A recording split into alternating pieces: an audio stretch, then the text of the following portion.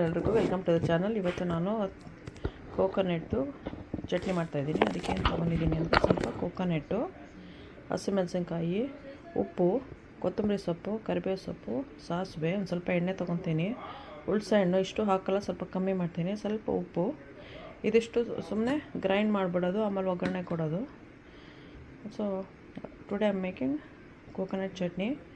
For that, taken coconut, green chili, this is Indian green chili, salt, this is cilantro, few stems I have taken, and a few leaves of curry leaves, mustard.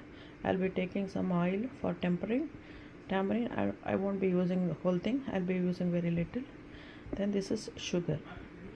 Then we have to add everything and grind it. In the end we have to give the tempering with mustard seeds and curry leaves. I'll be putting cilantro. Cut ಮಾಡಿ ಹಾಕಿ, ಅವಾಗ ಏನಂದರೆ ಬ್ಲೇಡಿಗೆ ಸಿಕ್ಕಾಕೊಳ್ಳಲ್ಲ. Cut it and put so that it won't stuck in the blade. And just 2-3 curry leaves also. Then green chili, I have washed it already. Wash ಮಾಡಿ ಆಮೇಲೆ I'll be adding sugar,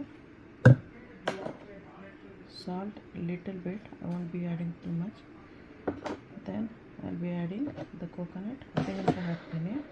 ಆಮೇಲೆ ಹುಳ್ಸೆಹಣ್ಣು full ಹಾಕಲ್ಲ, ಅರ್ಧ ಮಾತ್ರ ಹಾಕ್ತೀನಿ. ಈಗ ಸಾಕಿಷ್ಟು ನೆನೆ ವಾಟರಲ್ಲಿ ಹಾಕಿ soup ಮಾಡಿದ್ದೀನಿ. ಆಮೇಲೆ ಕೋಕೋನಟ್ ಹಾಕ್ಬಿಟ್ಟು ನೀರು ಹಾಕಿ ಗ್ರೈಂಡ್ ಮಾಡಬೇಕು. ಸಾಲ್ಟ್ ಆಮೇಲೆ ಟೇಸ್ಟ್ ಮಾಡಿಬಿಟ್ಟು ಆ್ಯಡ್ ಮಾಡ್ಕೋಬೋದು. ಇವಾಗಲೇ ಟೂ ಮಚ್ ಹಾಕಿದ್ರೆ ಸರಿ ಇರಲ್ಲ, ಅದಕ್ಕೆ ಸ್ವಲ್ಪ ಹಾಕ್ಕೊಂಡಿದ್ದೀನಿ. ನೀವು ಹಾಗೆ ಮಾಡ್ಬೋದು.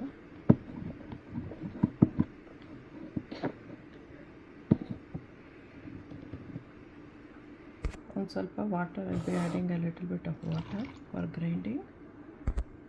ಹಾಕ್ಬಿಟ್ಟು ಇವಾಗ ಗ್ರೈಂಡ್ ಮಾಡಬೇಕು. ಆಮೇಲೆ ಟೆಂಪ್ರಿಂಗ್ ಕೊಟ್ಟು ಒಗ್ಗರಣೆ ಕೊಡಬೇಕು.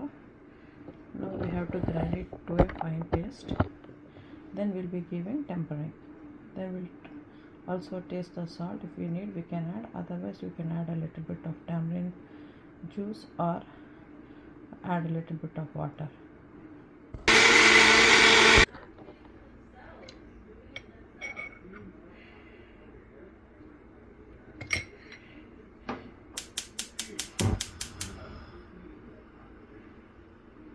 ಮಸ್ಟರ್ಡ್ ಹಾಕ್ತಾಯಿದ್ದೀನಿ ಈಗ. ಆಮೇಲೆ ಕರಿ ಲೀವ್ಸ್ ಹಾಕ್ತೀನಿ. ಸ್ವಲ್ಪ ಹಿಂಗೆ ಹಾಕ್ತೀನಿ. ಸ್ವಲ್ಪ ಕರಿ leaves I'll be adding a little